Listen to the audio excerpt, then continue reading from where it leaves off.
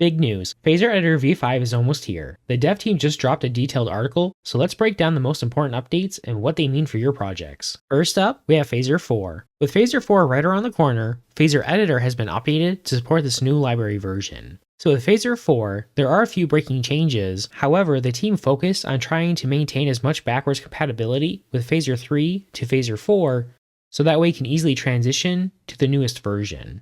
phasereditor v5 is now ready to support these new features. This will include new things like the filters, which replace our FX game objects. The filters also replace our pipelines and how we could add custom shaders in our previous projects. Some of the other changes include updates to the spine runtime, new Phaser 4 project templates, and then the script node libraries being updated to support Phaser 4. And best of all, Phaser 3 compatibility stays intact, so you can keep your existing projects running or migrate them when you're ready. Next, enterprise support. A lot of improvements here are aimed at large projects and teams. Some of the notable updates are auto discovery of nested dependencies in our script node libraries, new features such as prefab constraints and tags to keep your project organized, and with the constraints, this will help limit what script nodes show up for your various game objects. Besides this, we have new user property types like game object references, spine events, and arrays.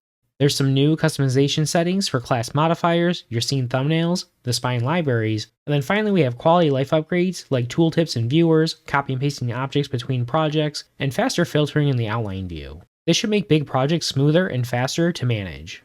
And finally, the feature I'm most excited about, the AI integration. The team at Phaser Studio has been exploring tools like GitHub Copilot, Cursor, and new protocols related to AI, such as MCP or the Model Context Protocol, and the team has started to integrate these into phasereditor. And for the phasereditor integration, there's two main areas. First is the incorporation of a new chatbot that's integrated with phasereditor v5, which can assist you with various editor-specific tasks. The other area is the new MCP server that's been integrated into phasereditor. With the new MCP server, this will let your AI agents interact with phasereditor as if they were a human using the UI. This means you can generate scenes, objects, animations, tile maps, all by using plain text prompts. It's still early, but it's a bold step towards smarter dev tools. phasereditor v5 is due out this quarter. If you're already subscribed, you'll get the upgrade free. But don't forget, the price goes up in October, so grab a sub now if you want the old rate. So what excites you most about v5? Phaser 4 compatibility, enterprise tools, or the AI integrations? Drop your thoughts in the comments, I'd love to hear them. That's it for this update. If you want more Phaser news, tutorials, and breakdowns, hit like, subscribe, and ring the bell. Thanks for watching, and I'll see you next time.